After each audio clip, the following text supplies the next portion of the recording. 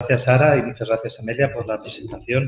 La verdad es que, bueno, pues me ha gustado mucho y creo que lo que yo voy a contar complementa un poco o abre como otra dirección, pero no viene como a polemizar esa presentación, porque creo que comparta, ¿no? esa visión. Bueno, aquí tengo el libro, si queréis luego lo veis, el libro que mencionaba Sara, de Humanidades en Acción, que es un proyecto dirigido por Marina Garcés, que fue parte de un curso en el Instituto de Humanidades en Barcelona, en el CCCB, en el que, bueno, pues los ponentes creo que de dos de los ciclos contribuimos con un texto para este libro. Entonces, la pregunta que aparece, ¿no?, en el título, que es Humanidades Digitales, Humanidades en Acción, para mí me parece que no son dos cosas contrapuestas. Lo único que sí que me parece interesante pensar qué tipo de humanidades digitales o de qué manera estamos pensando las humanidades digitales en relación también con la práctica, ¿no?, con la acción. Yo creo que hay un tipo de humanidades digitales, o por lo menos hay una parte de lo digital que puede facilitar, digamos, la conexión con la experiencia, con la realidad. Eso sería una forma, ¿no?, de entender las humanidades en acción.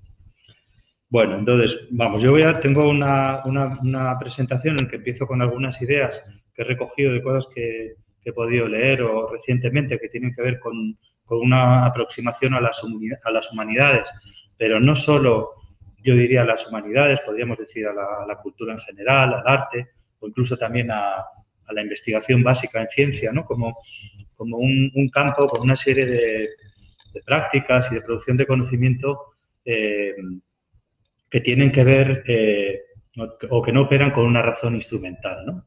Que no buscan una aplicación inmediata, ¿no?, a lo que se hace, y que efectivamente lo que permiten es dar un paso atrás también para ver cómo se produce el conocimiento, entender cómo se produce, y es una actividad fundamental, ¿no? Yo quería defender como algo necesario para la vida. Y también en relación con muchas veces las jerarquías entre las diferentes formas de conocimiento que siempre se establecen, ¿no?, también en la academia, ¿no? Me parece como que el apellido digital es algo que viene a añadir algo de valor, algo que no lo tenía, ¿no? Algunos creo que tenemos esa sensación. Entonces, una de las citas que quería traer es una presentación de un poeta norteamericano que se llama Ben Lerner, también es novelista, y en la presentación, en Berkeley, el presentador decía, hablando sobre lo que puede y no puede hacer la poesía, ¿no? Y decía, la poesía no puede hacer mucho, pero lo poco que puede hacer es muy importante. Otra cita que quería traer, otra idea, tiene que ver con una conferencia que escuché de Miguel Ángel García Hernández, que dio precisamente en Medialab Prado, donde yo trabajaba en un programa que se llamaba Juguetoría, ¿no?, sobre el juguete, ¿no? Y él, su presentación, su conferencia, tenía que ver con cómo, si bien en la modernidad el juego es una categoría fundamental en la historia del arte, ¿no?, en las prácticas artísticas, sin embargo el juguete se considera algo menor, ¿no? Una obra de arte nunca sería considerada un juguete, ¿no? Entonces él venía a reivindicar precisamente la categoría del juguete como algo con muchísimo potencial, pero sin embargo ahí otra vez, ¿no?, estarían las categorías de decir, no, la obra de arte, esto es algo muy importante, hay una superioridad ahí que se presupone, cuando en realidad la potencia está en precisamente ser un juguete, ¿no?, que es la potencia de la experimentación de poder ser cualquier cosa. Bien. Luego hay un historiador de la innovación, así un divulgador científico que a mí me gusta mucho y que me recordó algo también bueno, una idea de un historiador del arte de aquí, de la Complutense, que ya falleció hace unos años, que es Ángel González, cuando él reivindicaba la idea del arte no tanto como conocimiento, sino más bien como experiencia, pero sobre todo experiencia sensorial, ¿no?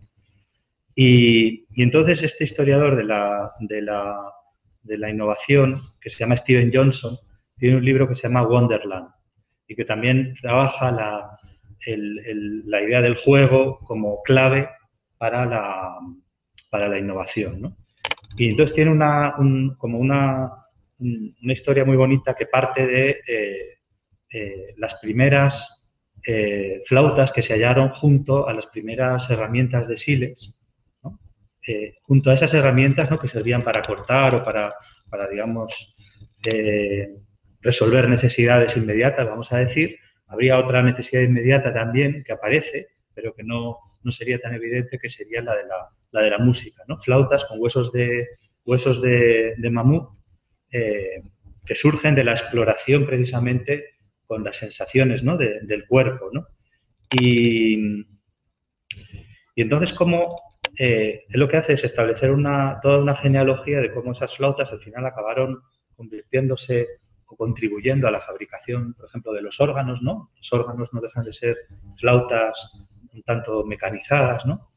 Y esos órganos acabaron, muchos siglos después, en ser herramientas o ser la base para las primeras máquinas de escribir. Si veis las primeras máquinas de escribir, el teclado es como de un órgano, como un piano.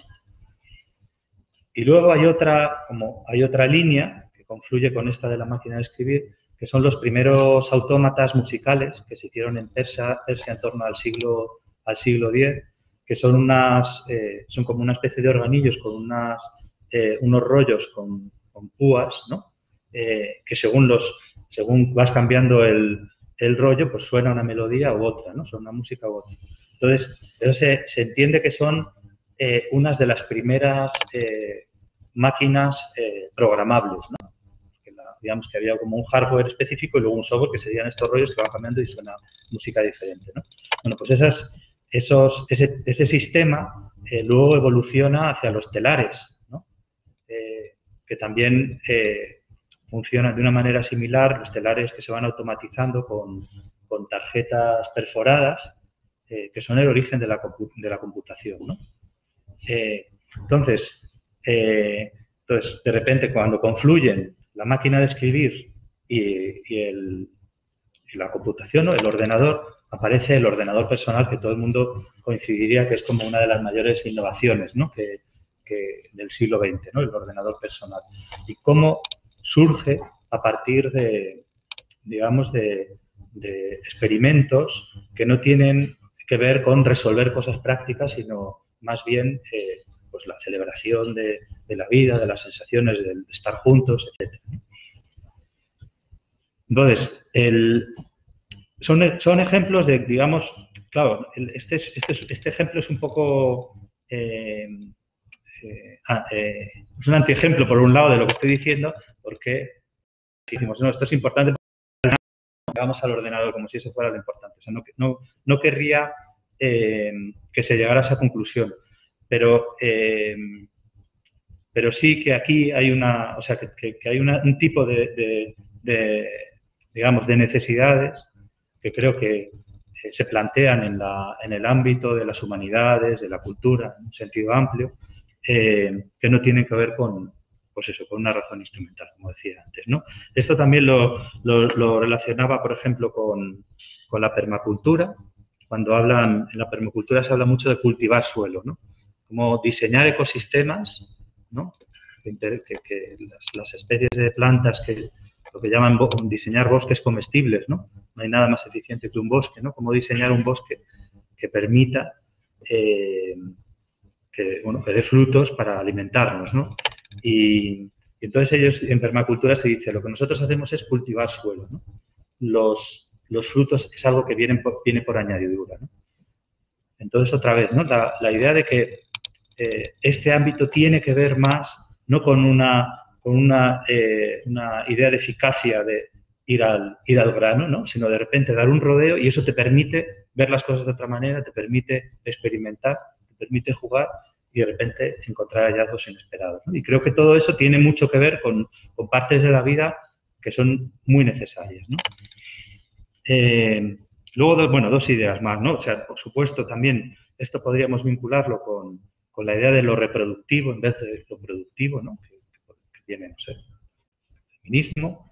pero también en una lectura reciente de Amador Fernández Sabater, donde decía las revoluciones que necesitamos ahora tienen que ver más con cuidar de la retaguardia que de la vanguardia, ¿no? O sea, del productivo de la acción, sino de cuidar las condiciones que permiten que sucedan las cosas. Y me parece que sería como también una buena defensa de lo que estamos hablando aquí. Bueno, ahora en este segundo punto ya quería hablar de humanidades digitales, ¿no? Y entonces, aquí quería hacer referencia a un documento que se va a publicar dentro de poco, pero que me han pasado Antonio Lafuente y Judith Farré del CSIC, del Consejo Superior de Investigaciones Científicas, que justo antes de la pandemia solicitaron a toda la comunidad de científicos del CSIC digamos, a exponer los retos y cuáles podrían ser las estrategias de cara a los próximos años, ¿no? Entonces es un proyecto amplísimo con un montón de secciones y hay una parte de digitalización y en concreto una sección dentro de eso que está dedicada a las humanidades digitales.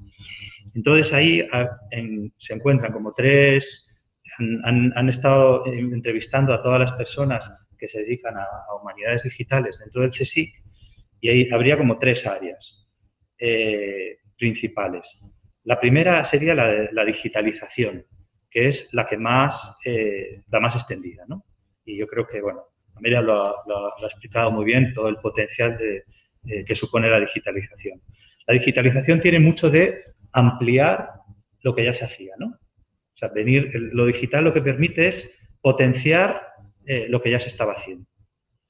Luego, hay un grupo que está trabajando y que está relacionado con la digitalización, ¿no? Porque una vez que hay digitalización, se pueden introducir sistemas de inteligencia artificial, de machine learning, que permiten, digamos, hacer cosas que antes no se hacían. Ahí ya es como hay una novedad, pero digamos que aquí ya los que lo utilizan son menos. Y luego, por último, decía como en torno a un 10%, entiende que las humanidades digitales están muy ligadas a procesos de innovación social que pueden permitir pensar otros modelos de institución. Bueno, y ese sería, para mí, ese es el terreno en el que yo habría estado trabajando, ¿no? En mi caso, no en el ámbito de la academia, pero en un centro cultural, ¿no? En el Ayuntamiento de Madrid, que es Medialab Prado. Y la idea es cómo lo digital puede influir para pensar otros modelos de institución. Y ahora me gustaría decir cuál. Pero antes, para decir, digamos, qué aspectos de lo digital creo que pueden ser relevantes para pensar otros modelos de institución, me voy a referir a un autor que se llama David Weinberger, que él escribió como en el 2006 un libro que se llama Todo es misceláneo, Everything is Miscellaneous, como la oportunidad del nuevo desorden digital creativo, algo así era el subtítulo. Y entonces él lo que plantea es que en un momento en el que digamos, la clasificación de objetos se puede llevar a cabo de múltiples maneras, ¿no? Antiguamente, o bueno, ahora también, ¿no? En una biblioteca, el libro solo puede estar en una estantería, ¿no? Entonces tienes que decidir, ¿no? Este va a humanidades, ¿no? Porque ya que se le pone el título, entonces lo llevamos a la biblioteca de humanidades, no a la de ciencias, ¿no? Entonces, esta separación, la idea de que un documento solo puede ocupar un lugar en el espacio, tiene implicaciones pues también cómo organizamos el conocimiento, ¿no? Por disciplinas y las distancias que se crean entre unas y otras, ¿no? Pues, por ejemplo, si la biblioteca es muy grande y tenemos que hacer una de ciencias y otra de humanidades, es difícil que los estudiantes de humanidades se encuentren con los de ciencias, ¿no? Y eso creo que tiene implicaciones, ¿no? O sea que la primera característica que yo diría de pensar otros modelos de institución tendría que ver con instituciones en las que lo disciplinar no tenga un peso, o por lo menos haya herramientas para que las distintas disciplinas, y no solo disciplinas, sino formas de conocimiento, un sentido amplio, ¿no? Diversidad epistemológica o puedan ensamblarse de otras maneras. Y luego la otra característica tendría que ver con, yo creo, con toda la tradición de la cultura hacker, ¿no? Con el nacimiento del desarrollo de la web y de Internet, hay una tradición que creo que es muy interesante de construir infraestructuras que posibiliten las capacidades de cualquiera, ¿no? O sea, que cualquiera pueda, digamos, contribuir con sus capacidades, desarrollar sus capacidades en la producción de esos recursos comunes. Bueno, en el caso, pues, no sé, de software libre o Wikipedia, creo que son buenos ejemplos de infraestructuras que posibilitan o permiten, digamos, la incorporación o el desarrollo de las capacidades de cualquiera, ¿no? O la multiplicación de las capacidades. Y esto engarza con una tradición mucho más amplia y anterior, que sería la de los bienes comunes, la del procomún, ¿no? Que tiene que ver con todas las formas de autoorganización de una comunidad capaz, digamos, de producir, de gestionar un recurso, de dotarse de reglas, ¿no? Para que eso sea sostenible y también la propia comunidad sea sostenible, ¿no? Entonces, para mí esas serían como los retos que tienen ahora las instituciones, cualquier organización, ¿no? Porque creo que es en este contexto en el que confluyen, por un lado, las formas de producción de conocimiento y de experiencia con espacios de convivencia, ¿no? Donde poder abordar el reto de la convivencia, ¿no? Donde la pregunta de cómo vivir juntos se plantea en el mero hecho también de aprender cosas, de intercambiar conocimientos, de saber sobre un recurso, ¿no? Que no está separado una cosa de otra, ¿no? Bien. Vale, entonces en los dos siguientes puntos, no sé si me voy de tiempo, voy a hablar de la idea de laboratorios ciudadanos, que serían esas instituciones que intentan dar respuesta un poco a los retos que he planteado, ¿no? Y luego, por último, voy a hablar de un proyecto que es en el que estoy trabajando ahora y que surge justo durante la pandemia, durante la primera hora de confinamiento, ¿no? Bien, voy a empezar con los laboratorios ciudadanos. ¿Qué son los laboratorios ciudadanos? Pues son instituciones o son lugares que quieren abrir un espacio donde cualquiera pueda involucrarse, ¿no? en la producción, en la experimentación y en la colaboración con otros para el desarrollo, ¿no? de proyectos, de iniciativas que alguno de ellos ha propuesto y otros se suman como colaboradores, ¿no? Sería como un sistema operativo que permite la colaboración entre alguien que tiene una idea que parece que es buena y otros que se quieren sumar para hacerla realidad, ¿no? Y funciona como una plataforma abierta en la que cualquiera pueda sumarse, ¿no? A partir de propuestas concretas. Por ejemplo, voy a poner un ejemplo de un proyecto que se inició en la biblioteca de la Facultad de Bellas Artes, aquí de la Complutense, que tiene que ver con humanidades digitales, porque ellos cuentan con un archivo digital de estampas y dibujos japoneses del siglo XVIII y XIX, que es como una colección muy valiosa y que está disponible. Está disponible a todo el mundo, es accesible, pero raramente es utilizada, ¿no? Y entonces ellos lo que hicieron fue un proyecto para activar el uso, la reutilización de todas esas imágenes, ¿no? Pues colaborando con, no sé, pues con el Ayuntamiento de Madrid, con las bibliotecas, han hecho un proyecto para que el concurso, tienen como un concurso anual de marcapáginas, pues que utilicen este archivo, ¿no? Y aquí esto lo mencionaba porque creo que se ha hecho un esfuerzo grande, aunque solo sea el 10%, ¿no? Como decía Amelia, de todo el acervo, ¿no? en Europa, pero creo que se ha hecho un esfuerzo grande en la digitalización y un prácticamente nulo esfuerzo en la activación, en la reutilización, en el aprovechamiento de lo digitalizado, ¿no? Entonces, yo diría casi que se pusieran más más esfuerzos en el activar lo que ya está digitalizado que en aumentar la digitalización. Otro ejemplo, que también tiene que ver un poco con, bueno, los 3 ejemplos que había traído tienen que ver con lo digital, ¿no? Proyectos de grupos de trabajo en torno a Wikipedia. Gente que se reúne para mejorar artículos en Wikipedia, pues no sé, calles de su barrio, de gente que no está en Wikipedia, bueno, pues vamos a investigar sobre ellos. Y lo vamos a hacer también pues, en la biblioteca del barrio.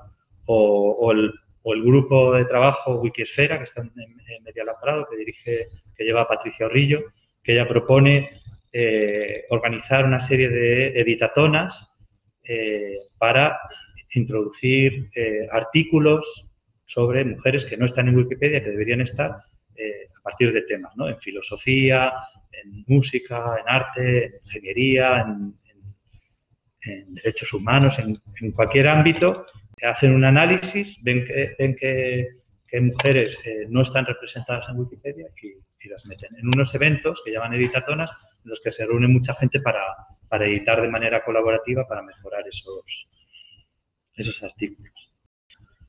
O eso de autofabricar, que voy a poner un vídeo ahora, un grupo de trabajo que propusieron diseñar y construir prótesis para niñas y niños que no tenían manos y que fue evolucionando, ¿no? En distintos se involucraban también, por supuesto, pues, familiares, los propios chavales y gente de muchas disciplinas que aportaba a los distintos proyectos que han ido haciendo. Voy a poner un vídeo para que veáis.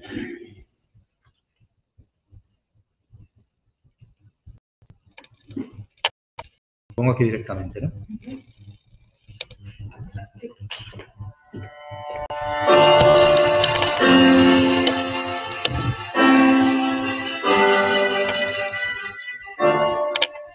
Si una niña o un niño nace sin par de una mano o un brazo, actualmente tiene a su disposición prótesis pesadas, antiguas por más de 20 años que no autorizan el catálogo y multicaras. Eso hace que la usa muy poco o prácticamente no empieza a usarla.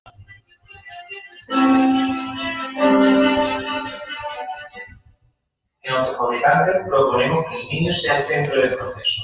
Entonces, junto a diseñadores, terapeutas, etc., crea cosas como esta, que a nadie se nos ocurriría porque es él o ella la que propone, seguramente sean mujeres. Y por eso salen este tipo de cosas que además están presentes. Lo bueno de la impresora 3D es que es muy accesible, muy barata y que se puede imprimir cuando se rompa o cuando haga falta. Empecé con la matriz de baloncesto cuando tenía 10 años, para volver con la mano izquierda. Y ahora hemos hecho, yo decidí la idea y bueno, entre todos fuimos diseñando la de leer libros para apoyarme y poder sujetar bien las páginas con la mano izquierda. Ahora me siento más cómodo porque con esta puedo hacer lo que quiera. Solamente le tengo que proponer la idea y diseñar.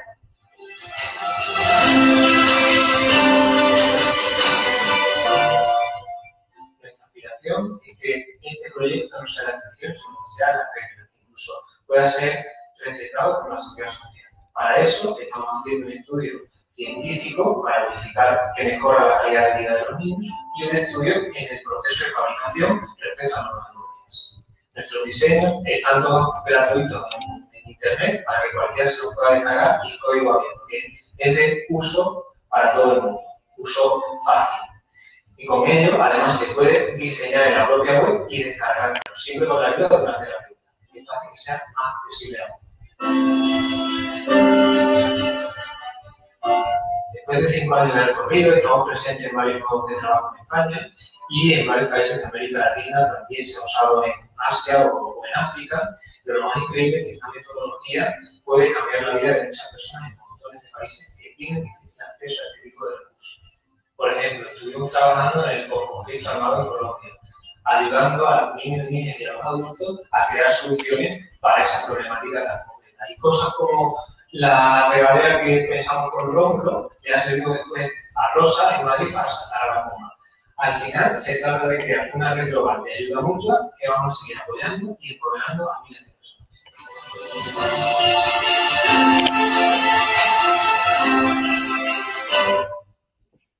Bueno, pues en Bueno, estos son algunos ejemplos.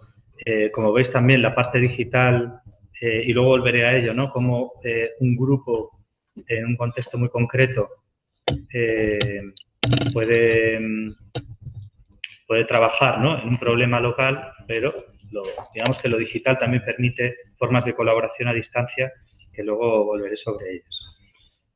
Ahora, muy rápidamente voy a explicar, digamos, cuál es el modo de funcionamiento de un laboratorio ciudadano, tal y como lo hemos desarrollado en Media Lab Prado, y básicamente serían cuatro elementos fundamentales. El primero son las convocatorias abiertas, que son de dos tipos: una a ideas, a proyectos, normalmente con una temática, pues no sé, el futuro de la alimentación, la ciudad como base de datos, magia y tecnología, la de juguetes que os comentaba antes, o de experimentación con la voz. Entonces, temáticas muy amplias que pueden interesar a gente de mundos muy distintos, y una vez seleccionados algunos proyectos se abre una convocatoria a colaboradores. Entonces, es de esa manera como se forman los equipos, con gente que viene de disciplinas distintas y que antes no se conocían, que yo creo que eso es importante. Entonces, una vez que se han hecho esas dos convocatorias, ya viene la parte, digamos, de producción, los talleres de producción donde se juntan todos, ¿no? Está la colaboración que se da en cada grupo, pero luego también, para mí es muy importante, como la colaboración indirecta que se da cuando hay mucha gente haciendo lo mismo, ¿no?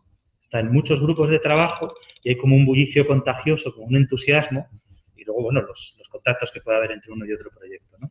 Es ahí, o sea, esta parte, digamos, del ambiente, ¿no?, de un lugar que funciona de esa manera, tiene que ver con esta propuesta que hago de la necesidad, digamos, de otros modelos de institución, ¿no?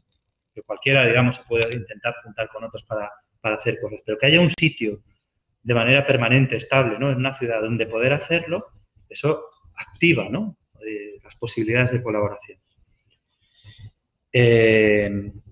Bueno, el tercer, digamos, modo de hacer sería la documentación, que es lo que permite que las experiencias, los aprendizajes que se dan en un sitio se puedan compartir con otros.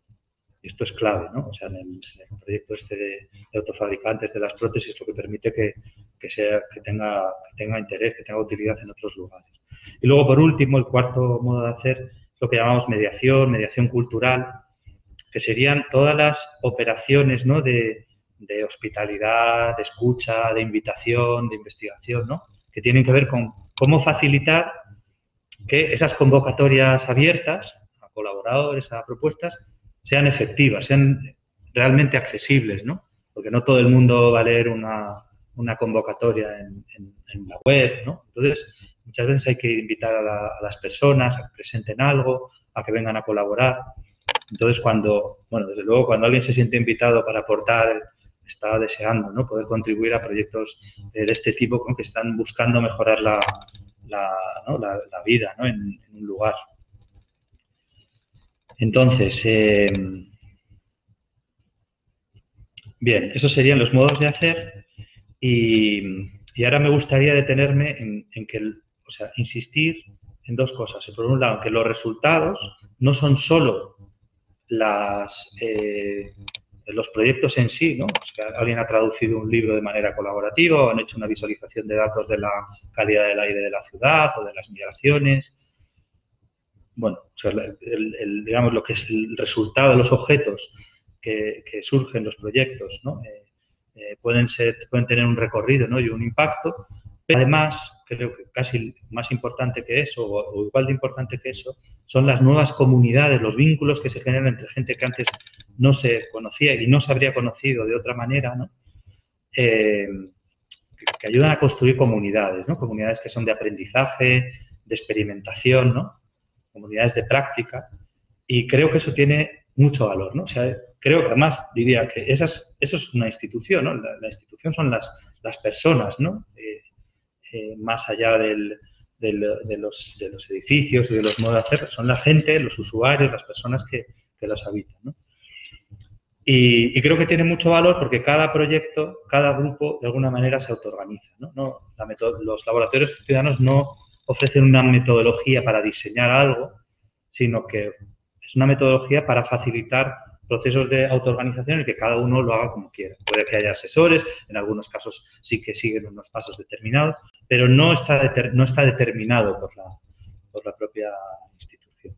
Entonces, creo que eso lo que permite es, o sea, lo que se propone es un modelo de institución basado en la confianza, yo creo, ¿no? Por un lado, en la confianza de que las personas lo que tienen son capacidades, ¿no?, que pueden desarrollar, necesidad de contribuir a mejorar, ¿no?, la vida en un lugar y que pueden hacerlo. Y luego, por otro lado, yo creo que también hay como una confianza entre todos los que, o sea, entre todos los que participan, ¿no?, que muchas veces son desconocidos, en el que propone su idea, de alguna manera lo regala, pero a la vez está recibiendo la ayuda, ¿no? Es como, mi idea ahora es de todos y se puede transformar, es solo un punto de partida, y gracias a vosotros que queréis contribuir a hacerla realidad, ¿no? O sea, que es como confianza y yo creo como un activador de la generosidad. Y aquí tenía una referencia a un libro reciente que todavía creo que no ha sido traducido al castellano, que es de Rutger Bregman, que es un holandés, que tiene un libro que se llama Humankind. Como, Humankind es humanidad, pero separa el kind de humano, como diciendo humano amable, ¿no? Y es una, como dice, una historia esperanzadora, ¿no?, sobre la naturaleza humana, ¿no? Y entonces, él lo que viene es a intentar desmentir la idea de que el hombre, sobre todo, es un lobo para sí mismo, ¿no? Él dice, no somos angelitos, pero en general, si se dan las condiciones adecuadas, nos comportamos de manera bastante decente, ¿no? Sobre todo, bueno, hace referencia también a situaciones de desastre, analiza muchos de los experimentos que se hicieron en los años 60, de Stanford, de los prisioneros, digamos que desmitifica un poco la idea de que si nos dan como una situación de poder vamos a hacer daño a los que están a nuestro cargo, etcétera, sino todo lo contrario. Empieza a recoger un montón de relatos, de historias, de situaciones en los que las personas dan lo mejor, ¿no?, de sí mismos, ¿no? Entonces, la propuesta, o sea, ¿por qué me interesa a mí esto en relación a diseños institucionales? Es decir, bueno, ¿qué marcos de trabajo permiten o qué contextos sacan lo mejor de nosotros y cuáles sacan lo peor, ¿no?, de cada uno? Siempre me gusta hacer esta pregunta de cuáles son los que sacan lo peor de cada uno, ¿no? Yo tengo hay dos o tres. Uno es el coche, ¿no?, ir en coche. Eso saca lo peor de las personas, ¿no? A veces vas con un amigo que te parece que es muy tranquilo y de repente le oyes una voz que no habías escuchado nunca y es porque va conduciendo, ¿no? Las reuniones de vecinos, de propietarios, eso también saca lo peor. Y luego también el otro día me decían los partidos de fútbol de los hijos, ¿no? Cuando van los padres a ver a sus hijos al fútbol, a veces también hay como unas tensiones ahí muy grandes. Y hay otros contextos que sacan lo mejor, y unos de ellos son las situaciones de desastre, ¿no? Y bueno, luego lo comentaremos más, porque está el libro ese también de Rebecca Solnit, Paraíso en el infierno, que precisamente analiza un montón de situaciones de desastre donde la gente se autoorganiza, construye las infraestructuras necesarias para sostener ahí la vida, para resolver los problemas que se han derivado del desastre. Y eso, bueno, pues lo hemos podido ver en muchas ocasiones. Vale, entonces voy a poner otro vídeo, que no sé cómo voy de tiempo ya. No te preocupes. Vale, es un vídeo que tiene que ver con declaraciones de gente que ha participado en actividades en Media Lab Prado, precisamente en relación con la idea de confianza, ¿no? y de lo que, digamos, lo que activa un lugar que es abierto a que cualquiera, digamos, pueda contribuir como quiera. Media Lab Prado es el centro cultural público del área de cultura del Ayuntamiento de Madrid, donde los ciudadanos y las ciudadanas proponen proyectos para mejorar la vida en común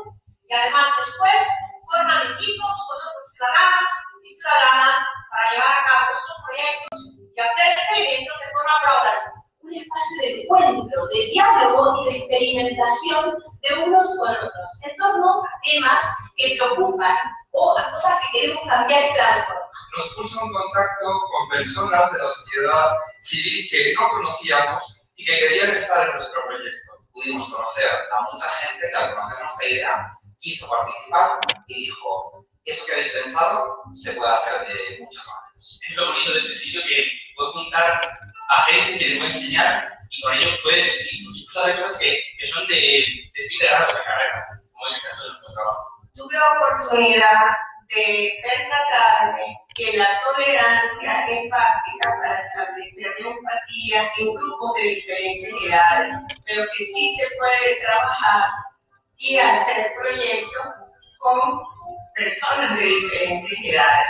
Estuvimos 4 días aquí, en esta fábrica de ideas que hace posible que las cosas ocurran. Tenemos un montón de cosas que, tanto como ciudadana como persona que habita en el mundo, te habla de un motor y súper agradable. Aquí podemos reunirnos, compartir experiencias, charlar con nuestra gente. Es un lugar que nos permite crear, es un lugar que nos permite desarrollar y compartir experiencias con otras personas. Esas dos personas que se encontraron y quedan diferentes, empiezan a encontrar un lenguaje común, construyen un lenguaje y generan complicidades entre ellas. Y esto va sentando de alguna manera las bases para el desarrollo de la confianza. Es el requisito de toda colaboración exitosa.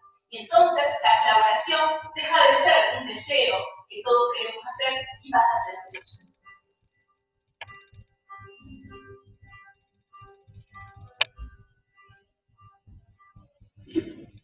Bueno, ahí en el vídeo se mencionaba también que es una idea que yo he usado mucho sobre la necesidad, igual que antes decía, la necesidad de herramientas que permitan el ensamblar distintas formas de conocimiento. Creo que hay un correlato también en la configuración de las ciudades, ¿no? O sea, que hay un montón de barreras que impiden la relación, ¿no?, entre las personas que viven en una ciudad, ¿no? Y ese sería como su potencial, ¿no? Barreras físicas o barreras simbólicas, la zonificación, en fin. Entonces, en el siguiente proyecto que os voy a contar, voy a hablar también de esto, pero en otra escala, ¿no?, que es en 2 escalas. Por un lado, la escala planetaria y, por otro lado, la escala de superproximidad, ¿no?, que son, para mí, las 2 características que ha tenido la pandemia, ¿no? Este proyecto se llama Laboratorios Ciudadanos Distribuidos y, como os decía antes, surgió durante la primera ola, ¿no?, de la pandemia, y trata de seguir las 2 características, estas 2 características que creo que se han dado se están dando, ¿no?, durante la pandemia, que son, por un lado, la colaboración de proximidad, sobre todo durante el confinamiento, ¿no? Hemos conocido a nuestros vecinos de escalera, ¿no? Y, por otro lado, la colaboración a distancia a través de las videoconferencias, que se han extendido muchísimo, ¿no? Tanto para no sé, conectarnos con gente que vive en nuestra misma ciudad, familiares, o con personas de otras partes del mundo, ¿no? Entonces, la pregunta es, ¿cómo podemos diseñar alguna estructura, alguna herramienta, algún proyecto que permita a la vez enfocarse en la colaboración, la experimentación a nivel muy local, pero también la posibilidad de la cooperación a distancia, ¿no?, internacional? Y bueno, aquí tenía la idea de dos ideas de Paul Virilio, ¿no?, que él siempre decía, ¿no?, que en algún momento viviríamos un accidente global y que pues, creo que ha sido uno de ellos, ¿no? Y también con la idea de que como que todo desastre, toda catástrofe nos devuelve a tierra, ¿no? Como que nos hace más sensibles de nuestro entorno, ¿no? Y en este caso nuestro entorno es lo más próximo, pero también como lo más alejado, ¿no? También como hemos podido vislumbrar la interdependencia, ¿no?, de global que hay. Y luego otra idea que también él mencionó, ¿no?, con esta idea de la aceleración. Él se imaginaba como el máximo de la aceleración iba a ser, tenía esta imagen, ¿no?, la información, todo iba a viajar muy rápido, pero las personas iban a estar quietas en un solo punto. Y me parece que se parece bastante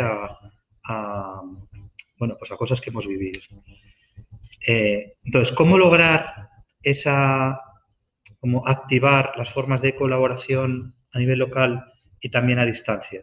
Bueno, pues la propuesta es invitar a cualquier organización en cualquier parte del mundo a montar un laboratorio ciudadano, ¿no? Una infraestructura local que permita la colaboración de la gente que vive por allí. Pero a la vez hacerlo todo de manera simultánea para que también se puedan activar formas de colaboración a distancia. Entonces, para hacer esto, el proyecto consta de dos partes. Por un lado, primero, un curso online que se llama Cómo montar un laboratorio ciudadano y construir redes de colaboración, y luego una acción de laboratorio ciudadano que es simultánea, que es posterior al curso, ¿no? En el curso uno va diseñando el laboratorio y luego ya lo pone en práctica. Entonces, hubo una primera edición entre septiembre y diciembre del año pasado, en el que al final se llegaron a hacer como unos 40 y pico laboratorios en distintas partes del mundo. Por ejemplo, hubo uno al sur de Sao Paulo que se llama Guardianes del Agua, ¿no? Donde, bueno, en una zona en la que el agua es un recurso escaso y está amenazado y todos los vecinos se están organizando para cuidar de ese recurso. O luego también a las afueras de Buenos Aires, un proyecto de la Facultad de Ciencias Exactas en colaboración con cartoneros que recogen y gestionan los residuos y cartones en esa ciudad. Otro proyecto en un laboratorio en la zona de La Vera, en Extremadura, cerca de Gredos, sobre la cabra verata y el pastoreo de la cabra verata. Pues se hicieron proyectos en torno a la cultura del pastoreo de la cabra verata, que es una especie autóctona allí. Entonces, bueno, como veis, como muy diverso, pero también hubo colaboraciones entre ellos. Y ahora, en estos momentos, estamos como en la segunda edición de ese proyecto y yo ya no estoy vinculado estoy vinculado al proyecto grande, pero a través de una colaboración con la Comunidad de Madrid, con la Fundación Madrid +D, que propone la creación de una red de laboratorios ciudadanos en la Comunidad de Madrid, sobre todo en universidades y centros de investigación, pero no solo, puede ser también en servicios sociales, en centros sociales, en bibliotecas, en centros culturales, donde sea, ¿no? En hospitales. Y bueno, estamos en ello. Ahora justo hoy termina creo que es la semana sexta, ¿no?, del curso, y ahora se abre una convocatoria para ver quién quiere montar un laboratorio. Creo que en la Complutense va a haber alguno. En la Facultad de Ciencias Políticas, a lo mejor en Informática. Bueno, vamos a ver porque no sabemos todavía quién se va a animar, pero seguramente hay algo, entonces quería invitaros a participar. Y aquí, digamos que la lógica del laboratorio, esto que os decía, de coincidir varios grupos en un mismo lugar, que es algo contagioso, en el caso de este proyecto, el hecho de que haya en distintos lugares del mundo de manera simultánea y en conexión, ¿no?, porque hay un montón de reuniones, algunos van hablando por temáticas, comparten ideas, modos de hacer, etcétera. Eso es como un acompañamiento, ¿no? Y es como nos permite vislumbrar, creo, el tipo de herramienta, ¿no?, de dispositivo, de estructura, que a lo mejor puede hacer frente, ¿no?, a retos que son de una escala muy grande, ¿no?, los que vienen por delante. Y igual que antes hablaba como de la ciudad, de la zonificación, aquí no podía dejar de pensar en todo este capitalismo de plataforma, ¿no?, que podría funcionar como un antimodelo de lo que estamos proponiendo, ¿no?, porque de alguna manera lo que hacen es conectar todo, ¿no?, para actuar en lo local, pero no para potenciar lo singular de cada sitio, sino para destruirlo, ¿no? Entonces, ¿cómo podemos imaginar una economía de plataforma, una plataforma que lo que haga es potenciar los bienes comunes locales y globales, ¿no? Ese sería el reto. Para mí, bueno, esto tiene mucho que ver, creo, para terminar, ¿no? con la idea de, ¿no? de humanidades en acción o un tipo de humanidades en acción, un tipo de humanidades digitales que están, creo, muy ligadas a la vida y que defienden la experimentación. Es verdad que los ejemplos que he puesto pues no son, o sea, que, por ejemplo, lo de las prótesis sí que busca como una solución aplicada, pero son proyectos que se han permitido mucho el juego y la experimentación. No había una presión para tener unos resultados o una eficacia determinada muy rápidamente. Bueno, lo dejo aquí ya. Muchas gracias.